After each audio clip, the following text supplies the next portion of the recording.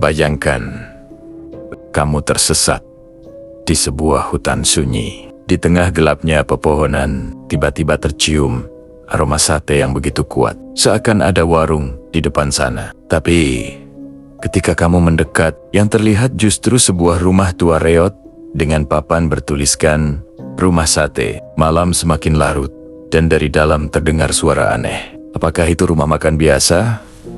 Atau tempat angker yang menyimpan misteri mengerikan? Inilah kisah horor Rumah Sate di tengah hutan yang akan membuat bulu kudukmu berdiri. Malam itu, udara di sekitar perkampungan kecil di pinggiran kota terasa lebih dingin dari biasanya. Angin berhembus membawa aroma tanah basah. Sisa hujan sore tadi. Andi, seorang mahasiswa tingkat akhir yang hobi menjelajahi tempat-tempat terpencil, baru saja selesai dari sebuah acara komunitas di kota tetangga. Ia memutuskan untuk pulang lebih awal, meski jarak menuju rumahnya cukup jauh. Jalan yang ia tempuh bukan jalan besar beraspal, melainkan jalan alternatif melewati hutan pinus yang terkenal sepi. Katanya lebih cepat setengah jam, tapi banyak orang menghindarinya. Masa iya cuman hutan pinus saja ditakutin? Gumam Andi sambil menyalakan motornya. Helm hitam menutupi wajah. Jaket jeans tebal membungkus tubuhnya. Di sepanjang jalan, cahaya lampu motor menjadi satu-satunya penerang. Pepohonan menjulang di kanan kiri. Gelap pekat, seakan menelan suara mesin motor. Tak ada rumah, tak ada orang lewat. Hanya suara gesekan dedaunan dan desiran angin. Hampir setengah jam ia melaju. Tiba-tiba perutnya berbunyi. Aduh, lapar banget. Tadi belum sempat makan, keluhnya sambil menepuk perut. Ia menepi sebentar, mematikan motor, lalu berdiri menatap sekeliling. Hanya ada pepohonan. Kabut tipis mulai turun, gelap semakin rapat, dan suasana kian terasa asing. Namun di tengah keheningan itu, sesuatu membuatnya terkejut. Aroma makanan, bukan sembarang aroma. Itu aroma sate yang baru dibakar, bercampur dengan asap arang yang khas. Sate. Di sini, tengah hutan kayak gini, ia mencium lebih dalam. Benar. Semakin lama aroma itu semakin kuat, seolah memanggil. Rasa lapar yang tadi hanya menggelitik, kini berubah menjadi keinginan yang tak tertahankan. Andi kembali menyalakan motor, mengikuti arah aroma sate itu. Jalan setapak yang tadinya gelap perlahan memperlihatkan cahaya kekuningan di kejauhan, seperti cahaya lampu minyak, redup, tapi cukup membuat jalannya terlihat samar. Semakin dekat, terlihatlah sebuah bangunan tua berdiri di tengah hutan. Dari kejauhan tampak seperti warung kecil, tapi ketika didekati, bangunannya ternyata menyerupai rumah sederhana dari kayu tua. Catnya sudah mengelupas. Di depan rumah itu, ada papan kayu dengan tulisan besar, agak pudar, Rumah Sate. Andi menghentikan motor, menatap bingung. Serius? Ada rumah makan di sini? Asap mengepul dari tungku di samping rumah, dan bau sate semakin menusuk hidung. Dari dalam, terdengar suara bara api yang menyala-nyala. Sesekali, bunyi tusukan sate yang dibalik, perutnya makin tak sabar.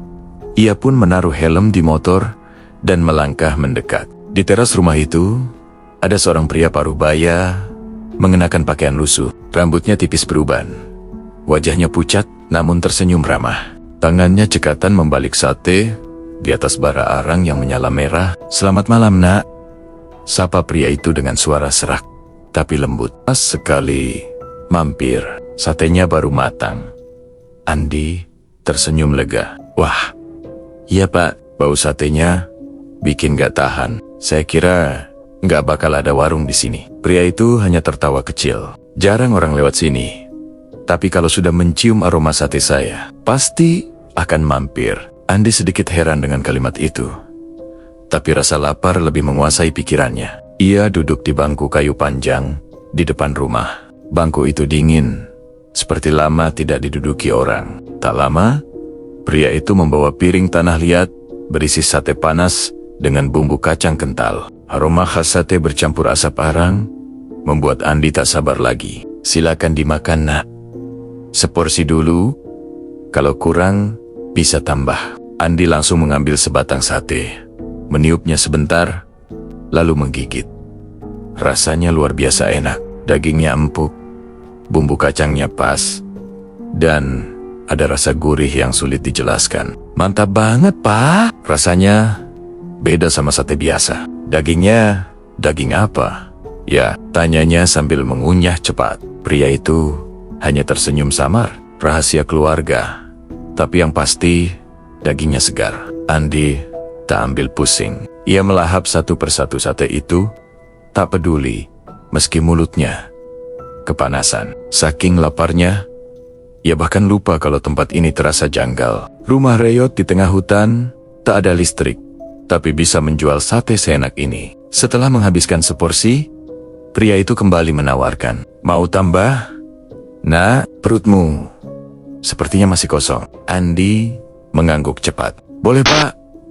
Tambah seporsi lagi." Sambil menunggu porsi kedua, Andi menatap sekeliling rumah itu. Lampunya bukan lampu listrik, melainkan lampu minyak yang berkedip samar. Di dinding tergantung foto hitam putih keluarga lama dengan bingkai berdebu yang membuat bulu kuduknya merinding.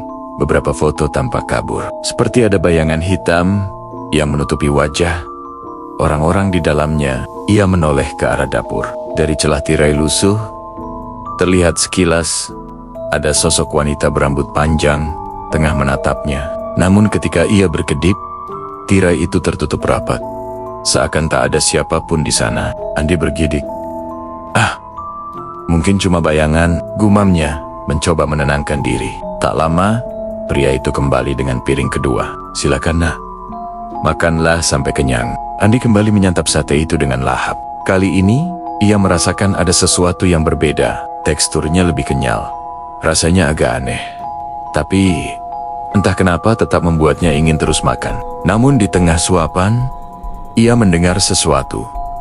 Seperti bisikan pelan di telinganya. "Jangan makan, jangan makan." Andi terhenti sejenak, menoleh ke kanan dan kiri. Tak ada siapa-siapa.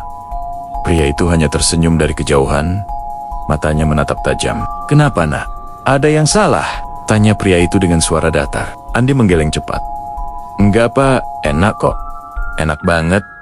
Ia mencoba mengabaikan bisikan itu, meski bulu kuduknya merinding. Malam semakin larut. Hutan di sekeliling rumah itu sunyi mencekam. Andi masih duduk di bangku kayu. Sate di tangannya hampir habis, tapi hatinya mulai diliputi rasa was-was. Seakan ada sesuatu yang salah di tempat ini. Ia tidak sadar bahwa setiap tusukan sate yang ia makan sedang mengikat dirinya pada sebuah rahasia kelam yang tersembunyi di balik rumah sate di tengah hutan. Andi bersandar di bangku kayu yang dingin. Satenya sudah hampir habis. Tapi rasa kenyang itu terasa berbeda. Bukan seperti kenyang biasa setelah makan, melainkan seperti ada sesuatu yang menekan dadanya. Matanya melirik ke arah dapur lagi. Dari celah tirai, ia yakin tadi ada bayangan bergerak. Kali ini terdengar suara lirih, seperti seseorang mengeluh kesakitan. "Aduh," Andi menegakkan badan. "Pak, ada orang lain di rumah ini ya?" tanyanya hati-hati. Pria tua itu berhenti sejenak, lalu tersenyum samar. Itu mungkin istriku. Dia suka malu kalau ada tamu." "Jangan khawatir, Nak.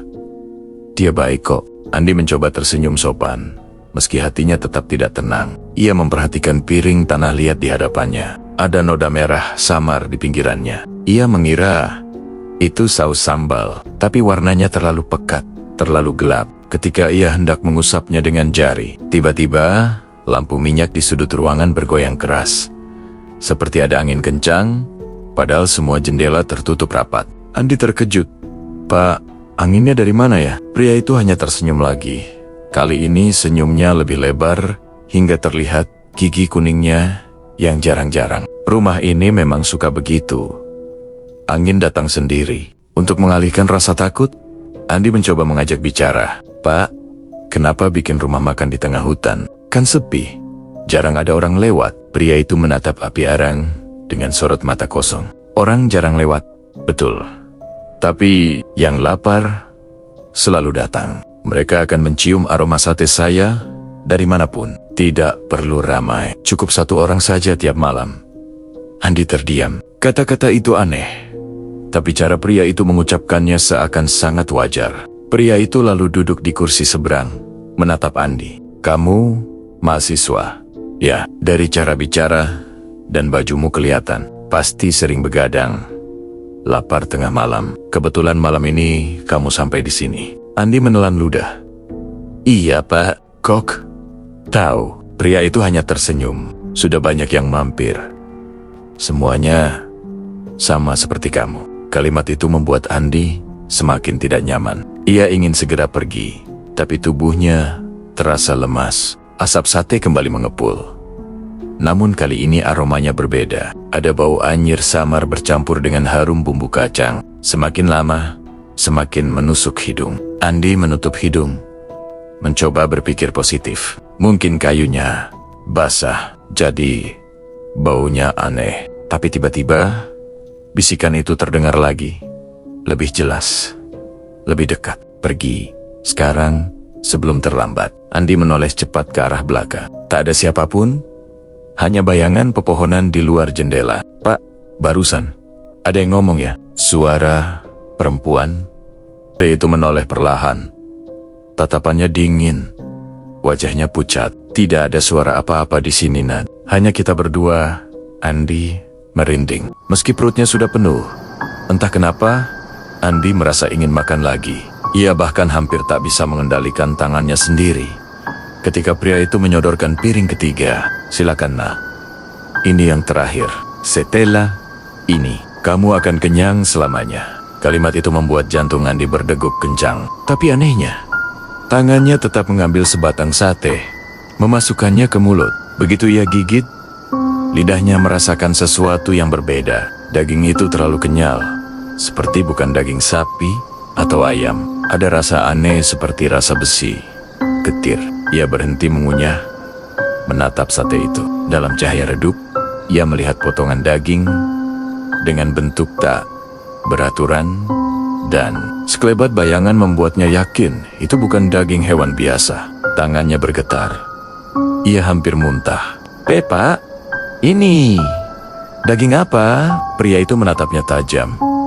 Senyumnya hilang. Bukankah saya sudah bilang rahasia keluarga? Tiba-tiba dari dalam rumah terdengar suara keras, seperti jeritan tertahan. Lalu pintu dapur terbuka sedikit, menampilkan bayangan seorang wanita dengan wajah pucat dan mata kosong. Rambut panjangnya terurai, bajunya compang-camping, dan tangannya terikat rantai. Wanita itu berusaha maju, tapi segera ditarik kembali ke dalam oleh sesuatu yang tak terlihat. Pintu menutup keras. Andi melompat dari kursi. Jantungnya hampir pecah. Pak, itu siapa? Kenapa dirantai? Pria itu berdiri perlahan. Wajahnya berubah muram. Jangan hiraukan dia. Dia hanya bagian dari rumah ini. Andi mundur. Tubuhnya gemetar. Ia ingin berlari ke motor, tapi kakinya berat. Seakan ada yang menahannya. Lampu minyak berkelip cepat. Bayangan di dinding menari-nari menyeramkan. Bisikan itu kembali.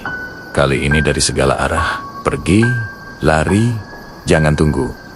Sebelum kau jadi sate berikutnya. Andi hampir menangis mendengarnya. Ia sadar, ini bukan warung sate biasa. Ini bukan tempat yang seharusnya ia singgahi. Dengan sisa tenaga, ia menjatuhkan piring di tangannya. Sate itu berserakan di lantai.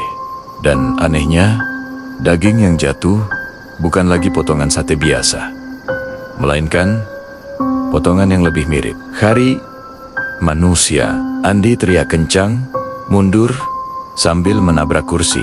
Pria itu hanya berdiri diam, menatapnya dengan mata kosong. Kenapa, nak? Bukankah rasanya enak? Katanya dengan suara berat yang berubah lebih seram. Andi berlari menuju motor. Tangannya gemetar memasang helm, mencoba menyalakan mesin. Namun mesin mendadak mogok. Ia memutar kunci berkali-kali, tapi motor hanya berderit tanpa nyala. Dari belakang, suara langkah kaki mendekat perlahan. Semakin dekat, semakin berat. Andi menoleh, dan ia melihat pria itu tidak lagi tersenyum. Wajahnya memanjang, kulitnya pucat membiru, dan matanya kosong hitam pekat. Di tangannya masih ada tusukan sate, tapi ujungnya meneteskan cairan merah segar. Andi mencoba mendorong motornya meski belum hidup. Aroma sate bercampur bau anyir memenuhi udara. Dari dalam rumah, terdengar suara tawa wanita diselingi tangisan memilukan. Hutan yang tadinya sunyi, kini bergema dengan suara aneh. Jeritan, bisikan, dan denting besi. Malam itu, Andi sadar, ia telah masuk ke perangkap yang tak seharusnya ada. Rumah sate di tengah hutan bukanlah rumah makan, melainkan rumah angker yang menyimpan rahasia kelam. Dan ia mungkin bukan orang pertama yang mencicipi sate itu. Bab 2. Jejak pembeli yang hilang. Matahari pagi menembus celah pepohonan pinus. Kabut tipis masih bergelayut, tapi cahaya hangat sudah mulai mengusir gelap. Di jalan hutan yang sepi, seorang petani bernama Pak Karta berjalan sambil membawa keranjang rotan berisi hasil kebun. Ia terbiasa lewat jalur itu setiap pagi. Meski katanya, jalur ini angker. Saat ia melewati tikungan tajam, matanya menangkap sesuatu di pinggir jalan. Sebuah motor tergeletak, dengan helm masih tergantung di setang. Di tanah basah, tampak bekas roda dan jejak sepatu yang berantakan, seolah pemilik motor itu lari terburu-buru. Pak Karta berhenti, menaruh keranjangnya lalu mendekat. Ia meneliti motor itu. Kondisinya masih bagus, hanya kotor terkena tanah. Tapi yang membuatnya bergidik adalah bercak merah samar di jok belakang. Ya Allah, ini apa lagi? Ada yang kecelakaankah? Gumamnya. Ia menoleh ke arah hutan. Dari kejauhan, samar-samar terlihat bangunan tua di balik pepohonan, seperti sebuah rumah reot. Tapi ia tahu betul, seharusnya tidak ada rumah di situ. Tempat itu sering jadi bahan bisik-bisik warga desa, disebut rumah sate. Pak Karta bergidik, buru-buru memanggul keranjangnya lagi. Ia tak mau berlama-lama. Lebih baik lapor ke kepala desa. Batin ya. Di balai desa kabar motor misterius itu cepat menyebar. Beberapa pemuda ikut melihat ke lokasi, memastikan motor itu benar-benar ada. Seorang pemuda bernama Ryan yang terkenal pemberani, bersuara lantang. Kalau ada motor, pasti ada orangnya. Jangan-jangan korban perampokan. Kita harus cari ke dalam hutan. Namun yang lain langsung menolak. Jangan gegabah, Rian. Kamu tahu kan cerita tentang rumah sate? Banyak orang bilang siapa yang masuk sana nggak akan kembali, kata Pak Lurah dengan wajah tegang. Rian mendengus. Itu cuma mitos. Mana ada rumah makan di tengah hutan? Paling cuma rumah kosong. Seorang nenek tua yang duduk di pojok balai desa ikut menyela. Kalian jangan main-main. Rumah itu sudah ada sejak puluhan tahun lalu. Setiap kali ada orang hilang di hutan, pasti dikaitkan dengan rumah itu. Katanya, sate yang dijual di sana bukan dari hewan. Semua yang hadir terdiam. Hanya bunyi angin yang berhembus lewat jendela. Meski ditentang, Rian tetap bersikeras. Bersama dua temannya, ia berangkat sore itu juga. Mereka membawa senter, pisau kecil, dan tekad untuk membuktikan bahwa cerita tentang rumah sate hanyalah omong kosong. Saat matahari hampir tenggelam, mereka sampai di lokasi motor yang masih tergeletak. Anehnya, motor itu tetap di tempat yang sama seperti pagi tadi. Tidak ada yang berani memindahkannya. Lihat, masih di sini, tapi orangnya nggak ada. Aneh banget, ujar salah satu temannya. Rian menyalakan senter, mengarahkannya ke dalam hutan. Samar-samar terlihat bangunan kayu dengan papan kayu besar di depannya. Tulisan pudar, namun masih bisa dibaca. Rumah sate. Temannya menelan ludah. Gila, ternyata beneran ada rumahnya. Rian tersenyum miring. Ayo kita buktikan. Biar orang kampung berhenti percaya tahayul. Mereka mendekati rumah itu. Aroma asap sate tercium, sama seperti yang dialami di malam sebelumnya. Kali ini lebih kuat. Padahal tidak terlihat ada orang lain. Tiba-tiba, seorang pria tua keluar dari teras. Pakaian lusuhnya sama seperti yang diceritakan orang-orang. Rambut tipis, beruban, wajah pucat, dan senyum yang entah kenapa terasa dingin. Selamat datang. Sudah lama tidak ada tamu sebanyak ini sekaligus, ucap pria itu dengan suara serak. Rian berusaha tegar. Pak, Ini rumah makan ya? Kenapa ada di tengah hutan?" Pria itu hanya tertawa kecil.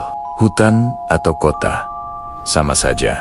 Yang penting, perut kenyang kan? Tanpa diminta, ia menyalakan tungku arang dan mulai memanggang sate. Bau bumbu kacang tercium, menggoda meski suasana begitu mencekam. Salah satu teman Rian berbisik, "Eri, aku nggak enak, kita pulang aja." "Yuk," tapi Rian menggeleng. "Kita lihat dulu." Beberapa menit kemudian, pria itu menyajikan sepiring sate. Tusukannya banyak, dagingnya tebal. "Silakan dicoba, gratis untuk tamu pertama." Rian tersenyum sinis. "Wah, rezeki nih, gratisan lagi." Ia langsung mengambil satu tusuk dan menggigit. Temannya menahan napas, menunggu reaksinya. Rian mengunyah sebentar, lalu mengangguk. Enak juga. Dagingnya empuk, benar-benar sate asli, bukan bohongan. Tapi saat ia menoleh ke piring, temannya melihat sesuatu yang berbeda. Dalam cahaya senter, salah satu potongan sate terlihat menyerupai potongan kuku manusia yang masih melekat pada daging. "Ri, berhenti! Jangan makan lagi!" serunya panik. Rian berhenti mengunyah, menatap sate di tangannya. Dan benar, kini matanya juga melihat. Daging itu bukan seperti sate ayam atau kambing. Bentuknya aneh, dan ada bercak merah pekat yang bukan bumbu. Ia muntah seketika, menjatuhkan piring. Pria tua itu masih tersenyum, tapi kali ini matanya berubah hitam pekat. "Kalian sudah mencicipinya. Sekarang, giliran saya yang kenyang." Lampu minyak di rumah itu padam tiba-tiba, suasana gelap. Hanya cahaya senter mereka yang bergetar karena tangan gemetar. Dari dalam rumah, terdengar suara rantai diseret. Lalu jeritan wanita menggema, "Lari! Jangan tinggal di sini." Rian dan teman-temannya panik, langsung berlari ke arah motor. Tapi langkah mereka terasa berat, seakan tanah menahan kaki. Di belakang, pria itu melangkah perlahan dengan tusuk sate di tangannya. Namun setiap kali mereka menoleh, jaraknya semakin dekat. Tidak peduli seberapa cepat mereka berlari, hutan bergema dengan suara tawa seram, bercampur isak tangis. Dan malam itu, ketiga pemuda itu sadar, motor yang mereka lihat pagi tadi bukanlah milik orang asing, melainkan milik seseorang yang sudah lebih dulu jadi korban. Hujan sudah reda, tapi kabut semakin tebal, menutup jalan setapak. Danu dan Tio masih berdiri di halaman rumah sate itu. Tubuh mereka basah kuyup, gemetar, bukan hanya karena dingin, tapi juga karena perasaan aneh yang tak bisa dijelaskan. "Lo sadar nggak, Ti? Rumah ini dari luar kelihatan kecil, tapi tadi gue ngintip ke dalam. Kayaknya panjang banget ke belakang," kata Danu sambil menatap pintu yang tertutup rapat. Tio menggenggam senter yang kini cahayanya semakin redup. "Iya, gue juga ngerasa gitu. Kayak rumahnya nggak masuk akal. Udah tua, reot, tapi masih hidup." Tiba-tiba terdengar suara seperti bunyi kursi kayu yang digeser dari dalam rumah. Mereka berdua sontak saling menatap, jantung berdegup kencang, keringat dingin bercucuran, meski udara malam begitu menusuk. Lo denger itu kan?" bisik Tio dengan suara tercekat. Danu mengangguk, matanya tidak lepas dari pintu. "Ya, ada yang gerak di dalam." Mereka berdua melangkah mundur perlahan, berniat menjauh. Tapi baru beberapa langkah, aroma itu kembali menyeruak. Aroma sate bakar, hangat, harum, seolah benar-benar ada arang yang masih menyala. Namun kali ini, ada yang berbeda. Bersamaan dengan aroma sedap itu, tercium bau busuk menyengat, seperti bangkai yang membusuk lama di hutan. Bau itu menusuk hidung, membuat Tio hampir muntah di tempat. Dan ini bukan sate biasa. Ada yang gak beres. Tio memegang perutnya yang mual. Mereka mencoba menahan napas, tapi suara-suara aneh ikut terdengar. Seperti bisikan orang-orang yang berbicara pelan, namun penuh desahan. "Makanlah. Jangan tolak. Sekali coba, tak akan bisa pergi." Bisikan itu datang dari segala arah, dari pepohonan, dari tanah basah, bahkan dari balik dinding rumah itu sendiri. Danu panik. Ia menarik tangan Tio. Kita kabur sekarang juga. Jangan pikir panjang. Mereka berlari terburu-buru ke arah jalan setapak yang tadi mereka lalui. Namun anehnya, jalan itu terasa semakin panjang. Semakin mereka berlari, semakin jauh mereka dari ujung hutan. Seperti berlari di tempat. Gua yakin tadi jalannya cuma lurus begini. Dan teriak Tio panik. Nafasnya memburu. Tapi setiap langkah terasa sia-sia. Pohon-pohon sekitar tampak sama. Akar-akar menjuntai seperti tali. Dan kabut makin menebal. Danu menoleh ke belakang, berharap rumah itu makin jauh. Tapi justru sebaliknya. Rumah sate itu masih terlihat jelas. Berdiri tak jauh dari tempat mereka mulai berlari. Gila, rumahnya ngikutin kita, Ti. Ini bukan hutan biasa. Danu hampir menangis. Karena takut, mereka berdua akhirnya berhenti. Kelelahan, nafas memburu, tubuh gemetar. Dan saat itu, lampu rumah tiba-tiba menyala terang dari dalam. Bukan lampu minyak, bukan cahaya lilin. Tapi cahaya kekuningan, seperti ratusan lampu gantung dinyalakan sekaligus. Bayangan sesosok pria terlihat di balik tirai jendela. Tubuhnya tegap, tangannya memegang sesuatu yang panjang, seperti kipas sate. Dan dari arah rumah itu, terdengar suara keras menggema, seolah memanggil, "Hei, kalian berdua, mau makan sate?" Kan? Suara itu berat, dalam, dan membuat bulu kuduk mereka berdiri serentak. Suara berat yang memanggil tadi masih terngiang-ngiang di telinga mereka. Danu dan Tio saling berpegangan, wajah pucat, jantung berdegup tak karuan. Gila, siapa itu? Dan kenapa tahu kita ada di sini?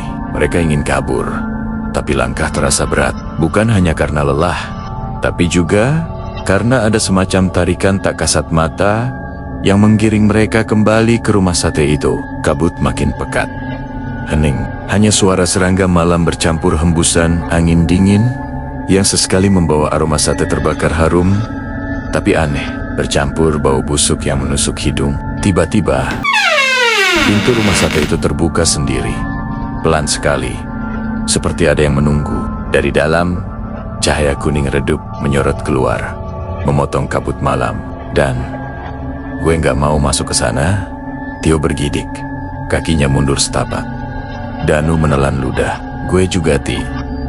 Tapi kalau kita tetap di luar, kayaknya kita juga nggak bisa pergi kemana-mana. Seolah menguatkan perkataan Danu, jalan setapak yang tadi mereka lewati tiba-tiba lenyap. Kabut menutup semuanya. Yang tersisa hanya pepohonan gelap. Dan satu-satunya yang terlihat jelas hanyalah rumah sate itu. Dan kemudian suara itu terdengar lagi. Kali ini lebih pelan, namun menusuk hati. "Masuklah, sate sudah siap. Kalian lapar bukan?" Perut Danu tiba-tiba berbunyi. Ia memang belum makan sejak siang. Anehnya, suara lapar itu membuat tubuhnya semakin lemah, seolah benar-benar butuh makanan. Tio menepuk perutnya sendiri. Kenapa gue juga jadi lapar? Dan padahal gue tadi masih kenyang. Aku huga, bisik Danu. Tubuhnya mulai gemetar, tak terkendali, seolah ada sesuatu yang merasuki mereka. Langkah kaki keduanya mulai bergerak pelan menuju pintu. Setiap langkah terasa berat, tapi tubuh mereka seperti kehilangan kendali. Sampai akhirnya mereka berdua berdiri di ambang pintu. Dari dalam terlihat meja panjang dari kayu. Di atasnya berjajar piring berisi tusukan sate. Asap tipis mengepul, aroma makin kuat. Tapi ada yang aneh. Daging pada sate itu warnanya terlalu gelap, hampir kehitaman. Dan teksturnya bukan seperti daging ayam atau kambing. Tiba-tiba terdengar suara tawa rendah. Dari balik dapur muncullah seorang pria paruh baya, mengenakan celemek kotor penuh noda hitam. Di tangannya ada kipas bambu yang masih mengepul asap. Senyumnya lebar, tapi matanya tajam menusuk. "Selamat datang." Suaranya berat, namun seolah ramah. "Silakan duduk. Malam ini kalian beruntung. Aku baru saja selesai memanggang sate spesial." Danu dan Tio terpaku di tempat. Tubuh mereka ingin lari, tapi kaki seperti dipaku ke lantai. Pria itu mendekat, menaruh sepiring sate di meja depan mereka. Aroma sedap bercampur amis langsung menghantam hidung. Coba dulu. 1 tusuk. Setelah itu, kalian tak akan pernah mau pergi dari sini. Bagian ketiga, bab 2. Ini menutup dengan situasi mencekam. Danu dan Tio akhirnya dipaksa masuk dan bertemu langsung dengan penjual sate misterius itu. Sepiring sate mengepul di hadapan mereka. Tusukan demi tusukan tertata rapi. Warnanya merah gelap kehitaman, meneteskan cairan pekat ke piring. Pria penjual sate itu tersenyum lebar. Matanya menyipit tajam. Ayo, 1 tusuk saja. Perut kalian pasti akan terasa hangat. Danu dan Tio saling pandang. Tubuh mereka bergetar, tapi perut seakan menjerit minta diisi. Rasa lapar itu tidak wajar. Datang begitu tiba-tiba. Tio mencoba menolak. Kami nggak lapar, Pak. Kami cuma nyasar. Mau cari jalan keluar. Penjual sate itu berhenti, tersenyum. Matanya memerah samar. Tidak lapar? Padahal perut kalian berteriak keras. Aku bisa dengar jelas. Kerucuk, kerucuk. Tiba-tiba terdengar suara gaduh dari meja-meja lain. Danu dan Tio menoleh, dan mereka langsung hampir berteriak. Meja yang tadi terlihat kosong kini penuh dengan pengunjung. Wujud mereka samar, wajahnya kabur seperti bayangan, tapi tubuhnya bergerak seolah nyata. Mereka duduk berjajar, masing-masing menyantap sate dengan lahap. Setiap kali mereka menggigit, darah hitam pekat menetes dari bibir mereka, bercampur dengan asap sate yang terus mengepul. Beberapa dari mereka bahkan mengunyah sambil mengeluarkan suara rintihan. Bukan kenikmatan, tapi kesakitan. Danu mencengkeram lengan Tio kuat-kuat. Gila, itu orang? Atau apa? Tio tak bisa menjawab. Mulutnya gemetar. Pria penjual sate melangkah ke tengah ruangan, mengangkat tusukan sate tinggi-tinggi. Mereka dulunya sama seperti kalian. Lapar, tersesat, lalu singgah di rumah ini. Dan lihat sekarang, mereka tidak pernah bisa pergi. Gelak tawa menyeramkan menggema memenuhi ruangan. Para pengunjung bayangan itu menoleh serentak ke arah Danu dan Tio. Mata mereka kosong, hitam legam, namun menatap dengan rakus. Danu mencoba mundur, tapi kursi di belakangnya bergerak sendiri, mendorong tubuhnya untuk duduk. Tio pun sama, terpaksa terdorong ke kursi lain. Penjual sate menaruh piring tepat di depan mereka. Sekarang giliran kalian, jangan menolak. Sekali gigitan saja, dan kalian akan jadi bagian dari keluarga besar rumah sate di tengah hutan. Tangan Danu bergetar hebat saat tusuk sate itu perlahan mengarah ke mulutnya, seolah ada kekuatan tak kasat mata yang menggerakkan. Tio pun merasakan hal yang sama. Hati mereka berteriak ingin kabur, tapi tubuh seperti membeku. Dan ketika ujung sate itu hampir menyentuh bibir Danu, rak, lampu minyak di sudut ruangan pecah. Api menjalar ke tirai. Seluruh rumah mendadak bergetar. Suara jeritan memenuhi udara. Para pengunjung bayangan itu berteriak panjang. Tubuh mereka melayang-layang sebelum menghilang satu persatu. Pria penjual sate itu mendesis marah. Matanya semakin merah. Tidak! Kalian belum boleh pergi. Namun pada saat yang sama, pintu rumah terbuka lebar dengan hantaman keras, seperti ada angin besar dari luar. Danu dan Tio spontan tersadar.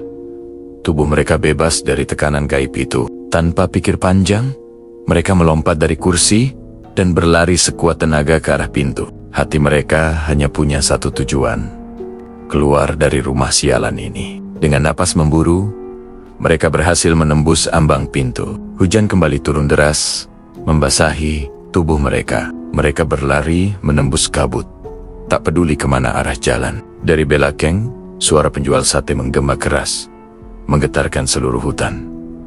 Kalian tidak akan pernah bisa lari. Besok malam, kalian pasti kembali. Suara itu terus terngiang di telinga. Bahkan, ketika rumah sudah tak terlihat lagi, Danu dan Tio berlari, terengah terengah. Hingga akhirnya tubuh mereka roboh di tanah basah. Mereka tidak tahu apakah mereka benar-benar sudah keluar dari hutan atau hanya berputar-putar di tempat. Yang jelas, aroma sate masih samar tercium di udara. Dan keduanya sadar. Ini baru permulaan. Kabut pagi tipis menyelimuti hutan. Burung-burung mulai berkicau. Namun suasana tetap terasa ganjil. Danu dan Tio terbangun dengan tubuh penuh lumpur. Pakaian basah kuyup dan kepala pening seakan baru keluar dari mimpi buruk. Namun sayangnya, itu bukan mimpi. Semua yang mereka alami semalam nyata adanya. Tio mengucek matanya, lalu melihat sekeliling. Dan kita masih di hutan. Tapi kok kayaknya beda ya? Semalam kan gelap. Sekarang ia berhenti. Wajahnya mendadak pucat. Jalan setapak yang harusnya ada di depan mereka hilang. Hanya pepohonan tinggi menjulang, rapat, seperti tembok hidup. Tidak ada tanda-tanda jalan pulang. Danu menarik napas panjang. Tangannya masih gemetar. Gue yakin, Ti, kita benar-benar belum keluar. Rumah itu masih ada di sini. Cuma dia ngilangin jejaknya. Suara itu langsung membuat bulu kuduk mereka berdiri. Kata-kata rumah itu masih jelas terngiang di kepala. Aroma sate samar pun entah kenapa kembali tercium. Padahal matahari sudah tinggi. Mereka mencoba berjalan tanpa arah, menembus semak, mencari jalan keluar. Namun semakin lama mereka berjalan, semakin terasa aneh. Pohon-pohon di sekitar tampak sama. Akar menjuntai seperti ular, dan tanah selalu terasa basah meski hujan sudah reda. Setelah hampir 1 jam berjalan, Tio berhenti dengan wajah pucat. Dan gua rasa kita muter-muter di tempat yang sama. Danu mengangguk. Napasnya berat. Gue juga ngerasa gitu. Lihat deh, itu batu. Dari tadi, udah 3 kali kita lewatin. Batu besar berlumut dengan bentuk mirip kepala kambing, tampak di depan mereka lagi. Dan tepat saat itu, terdengar suara. Dari balik semak, mereka spontan siaga. "Siapa itu?" teriak Danu.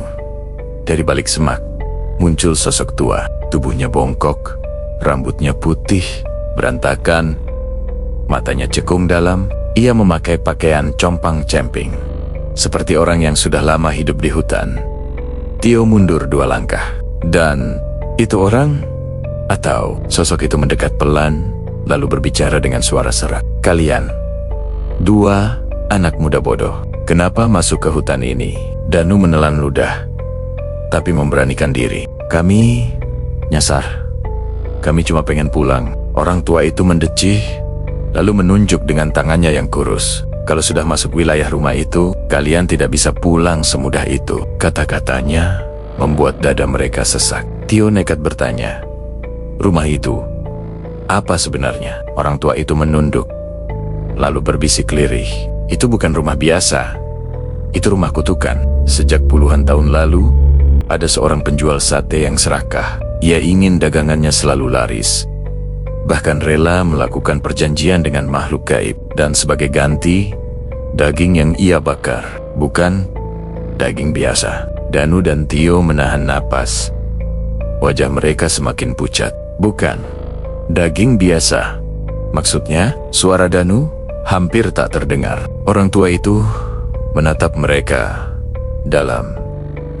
Setiap pengunjung yang masuk, yang tak bisa keluar, mereka menjadi bahan sate itu. Daging manusia, darahnya jadi bumbu, dan jiwanya terikat selamanya di meja makan rumah itu. Tio hampir jatuh terduduk mendengar kebenaran itu. Jadi semalam, orang-orang yang makan di sana, orang tua itu mengangguk lambat. Mereka adalah korban sebelumnya, yang sekarang jadi pelanggan abadi. Danu mengepalkan tangan.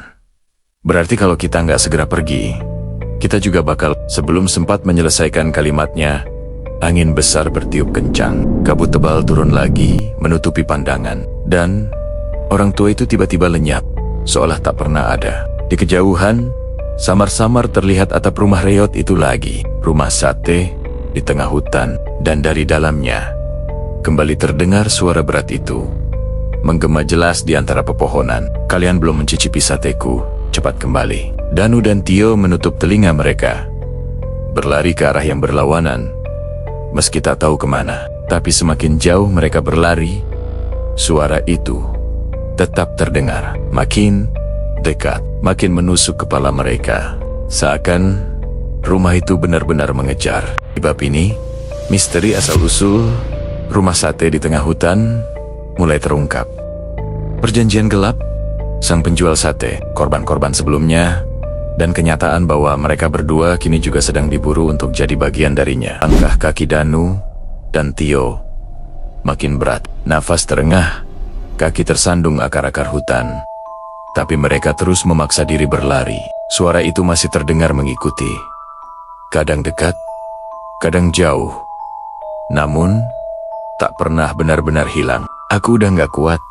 Dan, sumpah, ini gila banget. Tio hampir jatuh. Tubuhnya lemas. Danu menarik lengannya. Jangan berhenti, Ti. Kalau kita berhenti, kita bisa jadi sate beneran. Mereka akhirnya sampai di sebuah tanah lapang kecil. Anehnya, di situ ada sebuah sumur tua, ditutup sebagian dengan papan reot.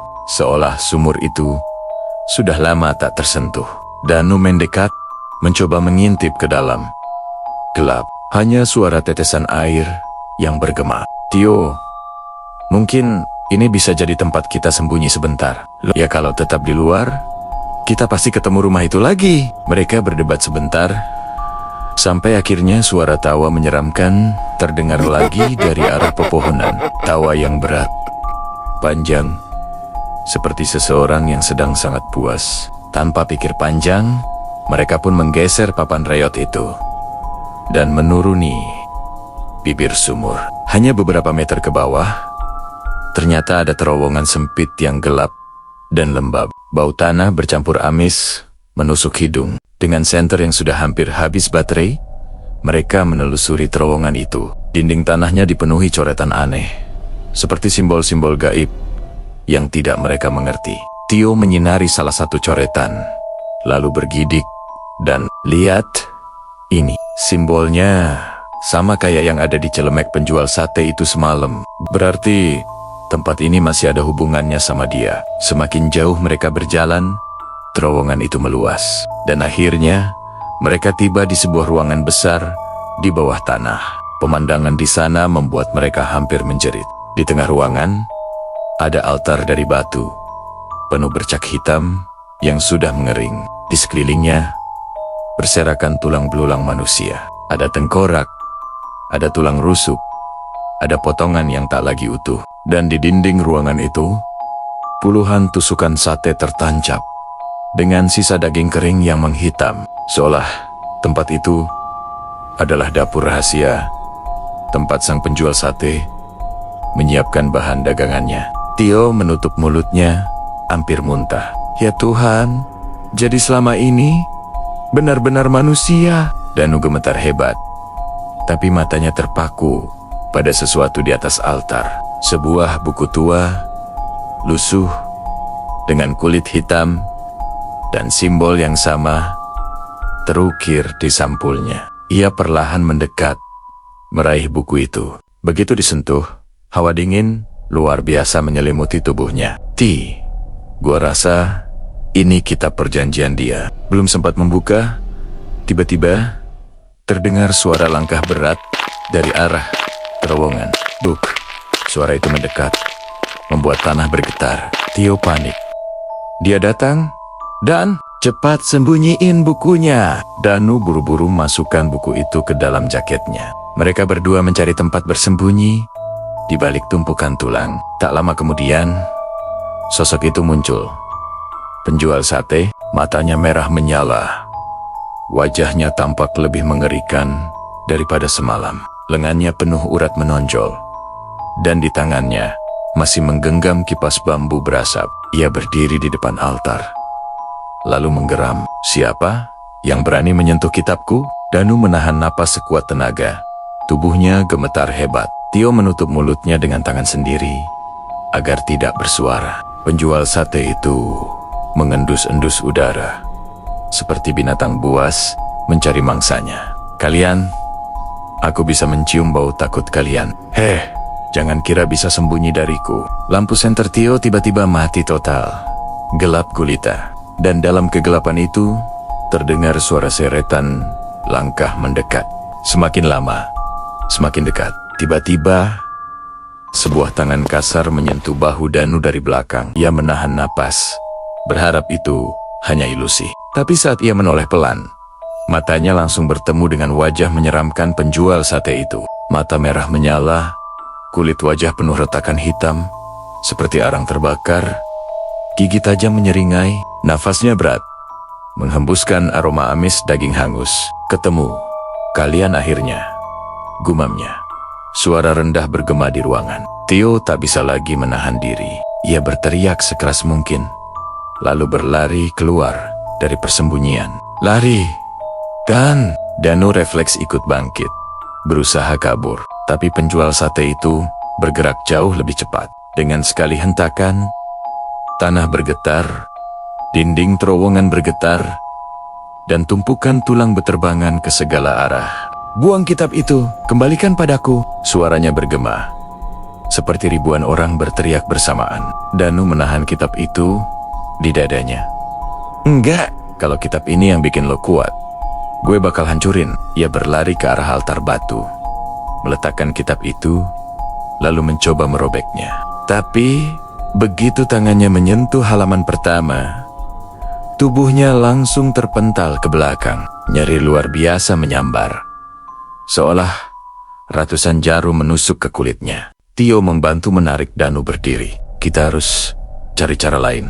Mungkin kitab ini harus dibakar. Mereka pun menyalakan korek gas kecil yang masih dibawa Tio. Api mungil bergetar di udara lembab itu, tapi begitu diarahkan ke kitab, api langsung padam seketika. Penjual sate itu tertawa panjang. Kalian pikir gampang memutus perjanjian berdarah? Kitab ini ditulis dengan nyawa, hanya bisa dihapus dengan nyawa baru. Tio menggigil. Maksud lo? Harus ada korban? Penjual sate itu menatap tajam. Ya, salah satu dari kalian harus jadi penggantiku. Suasana hening mencekam. Danu menatap Tio. Tio menatap Danu. Keduanya tahu pilihan itu benar-benar ada di depan mata. Tapi sebelum penjual sate itu sempat mendekat, suara-suara lain tiba-tiba terdengar dari terowongan. Rintihan, tangisan, jeritan, samar, puluhan bayangan putih muncul, melayang-layang di sekitar ruangan. Itu roh-roh korban. Mereka mengelilingi penjual sate, merintih dengan suara parau. Bebaskan kami. Bebaskan kami. Wajah penjual sate berubah panik untuk pertama kalinya. Pergi, kalian sudah milikku. Salah satu roh mendekat pada Danu, berbisik dengan lirih. Hancurkan jantungnya, itu kuncinya. Danu tersentak. Ia sadar kini bahwa penjual sate itu bukan sekadar manusia, melainkan makhluk terikat perjanjian. Jantungnya bukan lagi di dalam tubuh, tapi tersembunyi di sekitar altar. Danu cepat menyinari altar dengan senter Tio yang ajaib menyala kembali. Dan benar, ada sebuah kotak kecil berwarna hitam pekat, tertutup rantai berkarat. Itu jantungnya! Tanpa pikir panjang, Tio melompat ke altar, mencoba meraih kotak itu. Tapi rantainya begitu kuat, penjual sate langsung menyadari. Jangan sentuh itu! Ia melompat, hampir mencengkeram Tio. Namun, Danu melempar batu besar ke arah kepalanya. Bukan untuk melukai, tapi cukup membuatnya teralihkan. Tio akhirnya berhasil meraih kotak itu, lalu melemparkannya ke tanah. Mereka berdua menghantamnya dengan batu berkali-kali, sampai rantainya patah. Begitu kotak itu terbuka, tampaklah sesuatu berwarna merah hitam, berdenyut pelan. Jantung yang masih hidup. Selesaikan sekarang. Dan teriak Tio. Dengan seluruh keberanian yang tersisa, Danu menghantam jantung itu dengan batu besar. Sekali, dua kali, tiga kali, sampai akhirnya jantung itu pecah berantakan. Jeritan mengerikan terdengar. Tubuh penjual sate bergetar hebat, matanya melotot, lalu mulai hancur perlahan. Kulitnya mengelupas, tubuhnya menjadi abu, dan dalam hitungan detik, ia lenyap sepenuhnya. Suasana ruangan menjadi sunyi. Hanya roh-roh yang kini tampak lebih tenang. Satu persatu menghilang dengan wajah lega. Danu dan Tio terjatuh, kelelahan. Nafas mereka tersengal. Tubuh kotor penuh tanah dan debu. Tapi setidaknya mimpi buruk itu berakhir. Mereka keluar dari terowongan dengan sisa tenaga. Akhirnya kembali ke hutan yang kini terasa lebih hening.